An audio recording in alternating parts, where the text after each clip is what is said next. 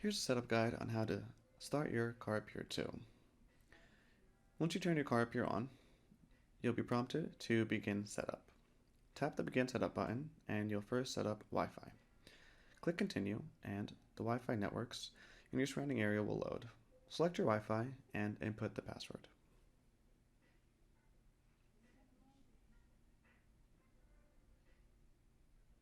Then hit Join. The Wi-Fi will connect, and if it's connected successfully, you can hit OK. You'll be prompted to enable push notifications and check for updates. These are automatically enabled. You'll then move on to priming your filters. This is a first-time use process, and it may take up to 48 hours to first generate enough water to prime your filters. Once you've generated the water, the screen will automatically move to pouring the water that you've just generated through your filters. Using the front button, pour the water into a receptacle by placing something into the opening of the device and using the front button to pour. Once you reach 0% or empty, you'll be prompted to complete your setup.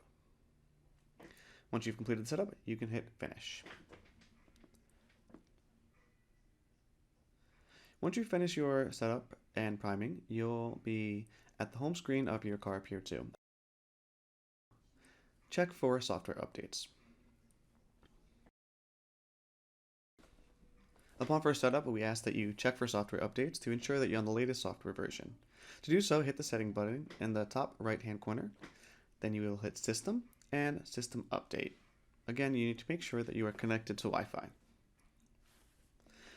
The system will automatically check for available updates. If there's an available update, you'll see a Update button pop up, and this will allow you to commit the update to the device by first downloading it, and it will automatically install onto your device. You can do so by simply tapping the Update button. Once the update is complete, at this point you can go back to the home screen and your initial setup is complete.